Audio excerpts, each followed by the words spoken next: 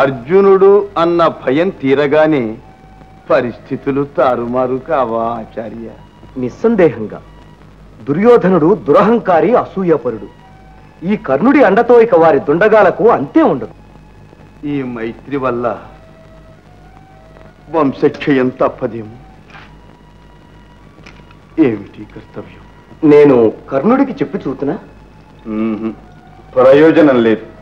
అతను మాట తప్పేవాడు కాదు, ప్రతాపవంతుడు, సహజ కవచ కుండలాలతో పుట్టినవాడు. ఏమున్నా అర్జునుడికి బ్రహ్మాస్త్రం ఉంది, కర్ణుడికి ఆ భాగ్యం లేదుగా. మీరు అనుగ్రహిస్తే అదే ఉంటుంది గురువర్య. నా ప్రాణమిత్రుడి అంగరాజుకు బ్రహ్మాస్త్రం ఉపదేశించండి. అనుగ్రహించి నన్ను ధన్యుణ్ణి చేయమని ప్రార్థిస్తున్నాను ఆచార్య శేఖర. వీలు లేదు సూతపుత్ర, వీలు లేదు.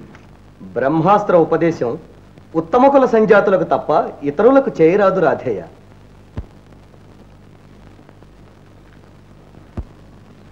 అంతేనా పితామహ?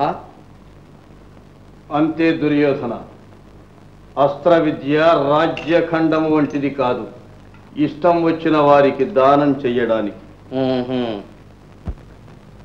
నిరుత్సాహపడకు మిత్రమా. వీరు కాకుంటే ఇక చెప్పేవారే ఉండరా? లోకం కొట్టిపోయిందా?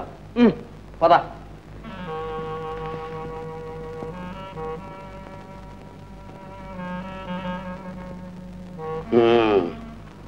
నేను అనుకున్నట్లే జరిగింది దుర్యోధన.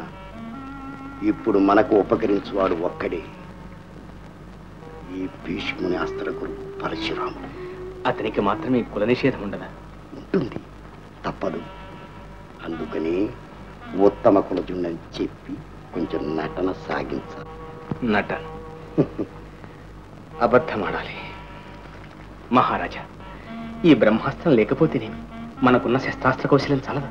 చాలదు, చాలదు, నేను ఎరుగుదును. ఆ విద్య లేనిదే మనమా అర్జునుని జయించలేము. నీవు నాకేలాంటి సహాయము చేయలేవు మిత్రమా. మరేమీ అనకు. నా కోసం, మన ప్రాణ స్నేహం కోసం నీవి అల్పదోషానికి అంగీకరింపక తప్పదు. ఇక నీ ఇష్టం. సరే మహారాజా, నేను మీకు శాశ్వత కృతజ్ఞతాబద్ధుడను. మీకోసం ఎటువంటి త్యాగమైనా చేస్తాను. మారువేషంలో పరశురాముని ఆశ్రయించి బ్రహ్మాస్త్రం సంపాదిస్తాను. ధన్యులం మిత్రమా, ధన్యులం. దీనితో అర్జునుని గర్వము, ఆ పాండవుల దురహంకారము అంతం కాక తప్పదు.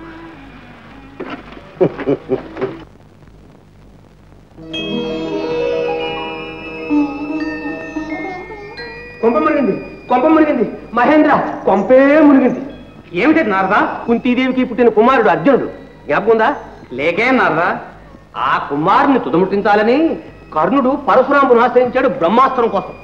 అది కాస్త కర్ణునికి లభించిందా, అర్జునుని పరాజయం శిలాక్షరం, ఎవ్వరూ తప్పించలేదు. అయితే అది వాడికి దక్కకుండా చేయాలన్నమాట. అంతే, త్వరపడు, పుణ్యకాలం కాస్త మించిపోతుంది. నారాయణ నారాయణ.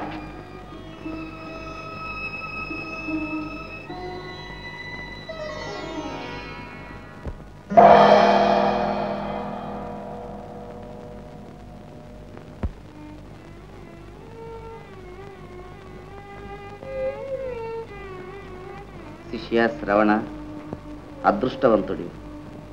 నీ వలె ఇంత స్వల్పకాలంలో బ్రహ్మాస్త్రం అభ్యసించిన వారు లేరు. అంతా తమ అనుగ్రహం గురుదేవా.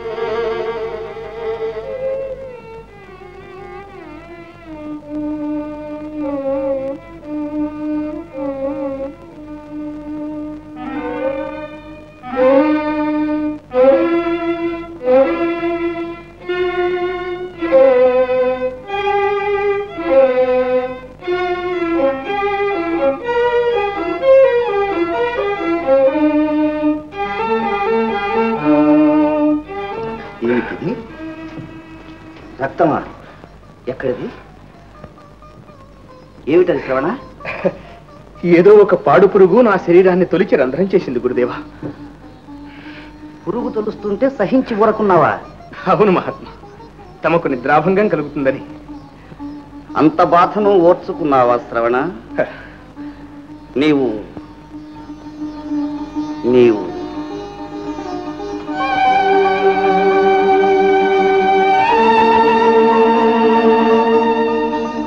ఓరి సూతపుత్ర, గురుద్రోహి, ఇంత మోసమా? గురువర్య, మోసం చేసి సంపాదించిన బ్రహ్మాస్త్రం అవసర సమయంలో నీకు స్ఫురించదు. గురువర్య క్షమించండి. ఇది క్షమించరాని అపరాధం. వెళ్ళు గురువర్య, వెళ్ళు.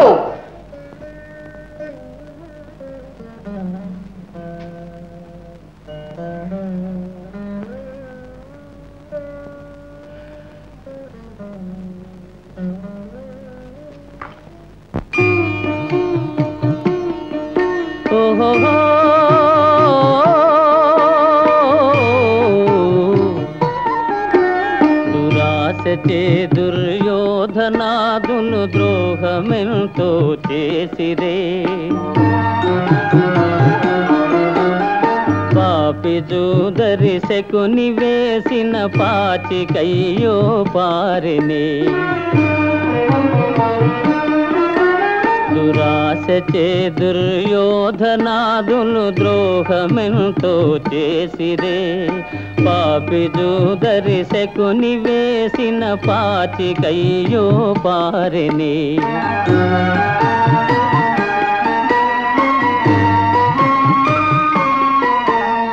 నీతి మాలిన నిండు సభలో నాతి చీరలు ఒలిచిరే,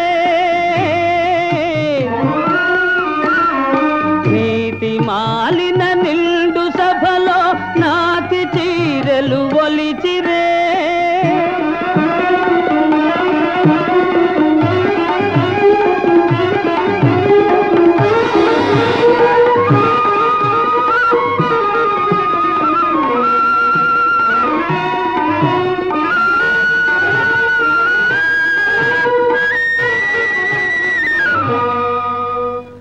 అన్న మాటకు మానధనులు అడవి పాలైపోయిరే, అడవి పాలైపోయిరే, అడవి పాలైపోయిరే. తెలియగలేరే నీ లీలలు, కలహములంటారేల నా నటన. తెలియగలేరే నీ లీలలు.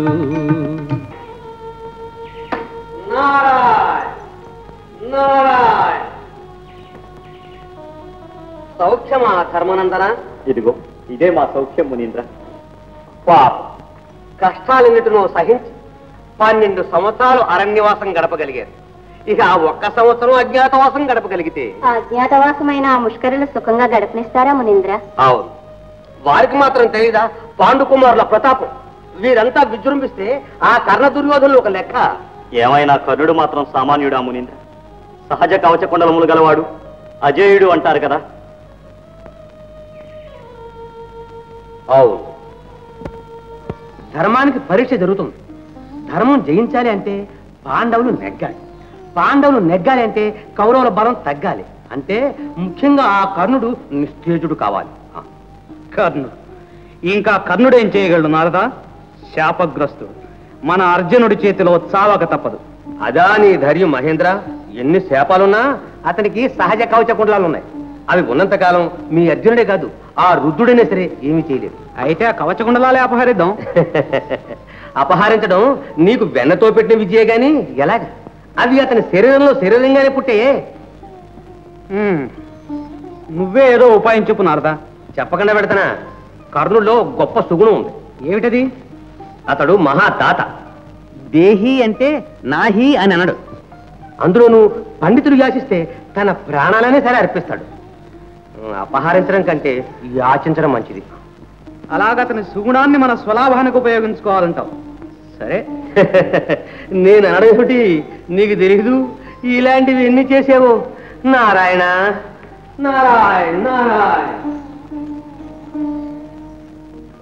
నారాయణ ప్రమాదం ప్రమాదం దురిదా ప్రమాదం.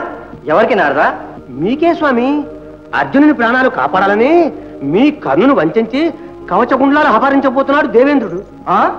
మహేంద్రుడు ఇంత ఘోరానికి పూనుకున్నాడా? సహించకూడదు. నిజం నిజం. ఎలా సహిస్తావు? వెంటనే వెళ్ళి ఆ దానం ఇవ్వద్దని కర్ణుని హెచ్చరించు. చేయి మించిపోక. నారాయణ నారాయణ నారాయణ. సరే.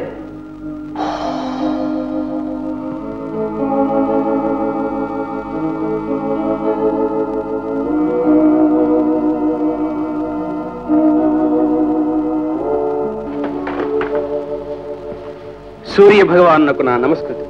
నాయన కర్ణకుమార, నీ అందుగల వాత్సల్యం చేత నీకొక హితోపదేశం చేయాలని వచ్చాను. ధన్యుడు. కొన్ని క్షణాలలో ఇంద్రుడు నీ కవచకుండలాలు యాచించడానికి వస్తున్నాడు. అవి మాత్రం ఇవ్వకు నాయన. దేవా, దానశీలుడని పేరుగాంచిన వాడను. వచ్చిన అర్థిని వ్యర్థునిగా పంపలేను.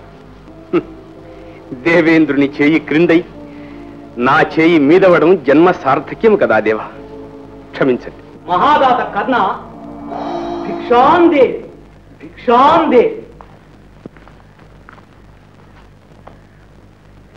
మహాశయ, మీరు కోరేదేమిటి?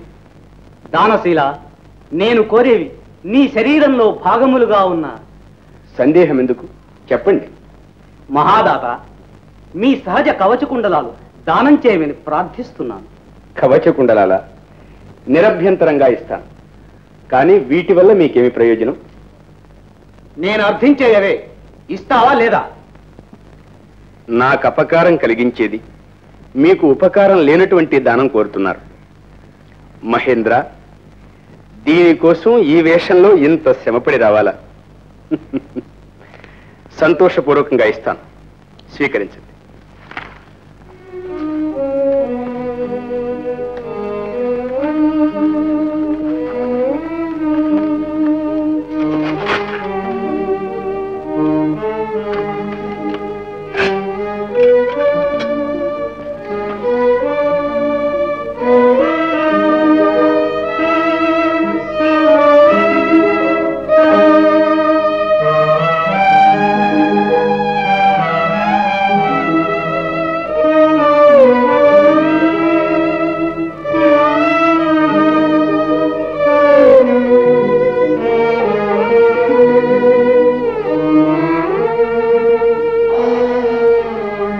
కర్ణ మేలు, నీ దానశీలతకు మెచ్చాను. శత్రు సంహారకమైన దివ్యశక్తి మహాస్త్రాన్ని నీకు ప్రతివరంగా ఇస్తున్నాను. ఇదో స్వీకరించు. మహాప్రసాదం. కానీ ఈ దివ్యాస్త్రం అర్జునుని మీద ప్రయోగించినా ప్రయోజనం ఉండదు. ఇంతటి పక్షపాతం మీ వంటి పెద్దలకే చెల్లును మహేంద్ర.